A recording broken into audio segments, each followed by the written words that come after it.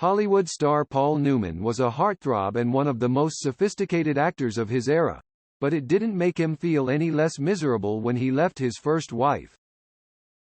In the entertainment industry, it's common to see affairs and cheating allegations flying back and forth, but some couples work on their relationship and stay together.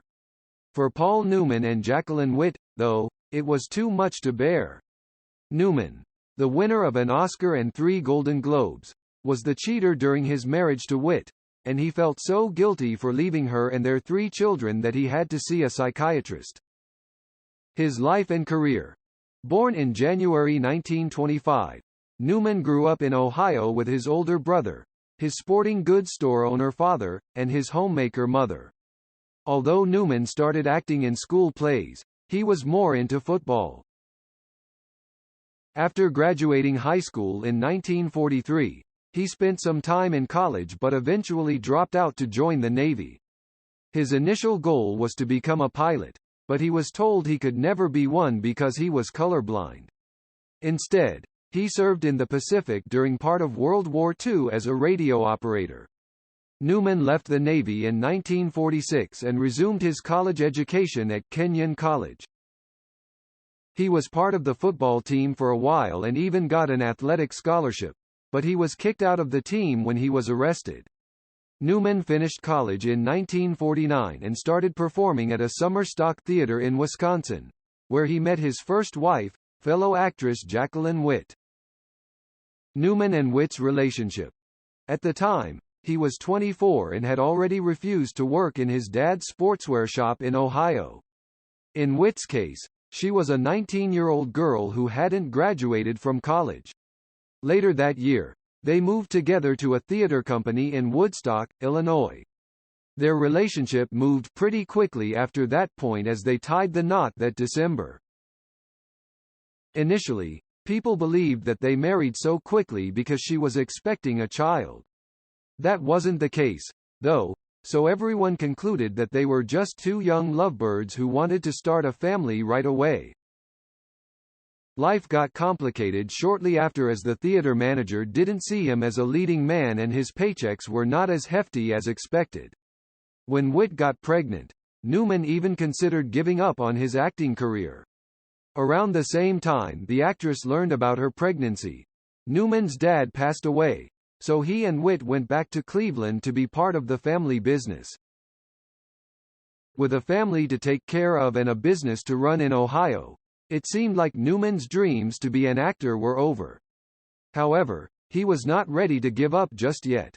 He spent all his savings to study a master's degree in theater at the Yale School of Drama because, if he couldn't be an actor, he thought he could at least teach acting. After just 1 year, he left Yale and moved to New York, where he studied with Marlon Brandon, James Dean, and Geraldine Page at the Actors Studio.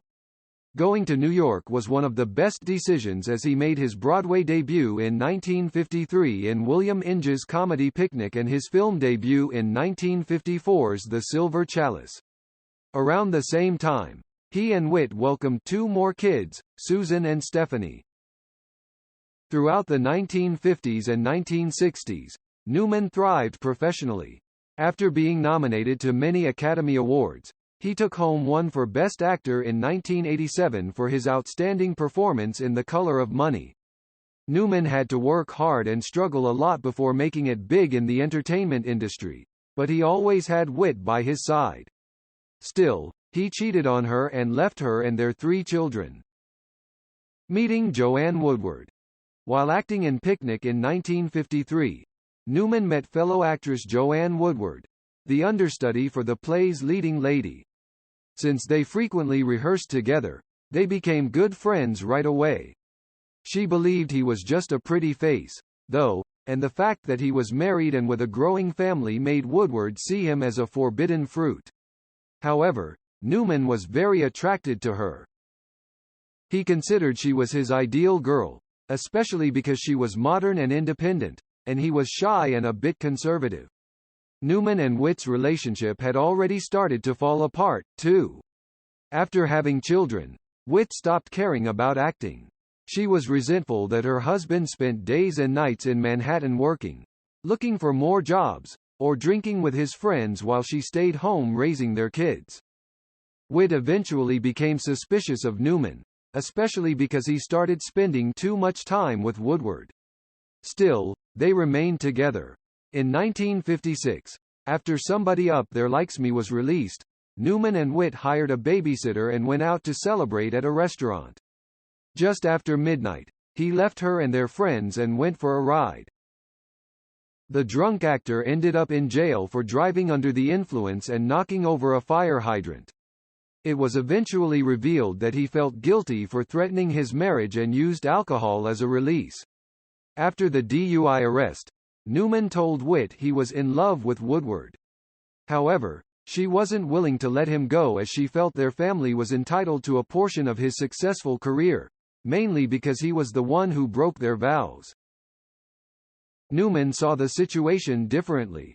He considered Woodward his ideal partner, so he left regardless of what it meant to Witt or his children.